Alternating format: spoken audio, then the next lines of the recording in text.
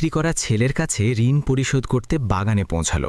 তারপর যা ঘটল তাতে মানবতা কেঁপে উঠল। এটা একটা গ্রামের প্রতিভাবান ছেলে আর একটা বড় কোম্পানির মালকিন মেয়ের গল্প, যেখানে পরিস্থিতি, চিন্তাভাবনা আর সমাজের মধ্যে সংঘর্ষ হয়। দোস্ত, পাটনা শহরের রাত আলোয় ভরা ছিল। কাঁচের উঁচু উঁচু ইমারত, চকচকে লাইট অন্য কোনো জগতের অনুভূতি দিত। ডিজিটাল হোর্ডিং আর প্রত্যেক মুখে টাকা কামানোর তাড়া, এটা সেই দুনিয়া যেখানে থেমে যাওয়ার মানে পিছিয়ে পড়া।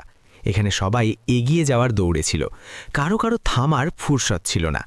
এই চকচকে, দ্রুত আর নির্মম দুনিয়ায় একটা নাম সব দিকে গুঞ্জছিল: আরুষি মেহরা।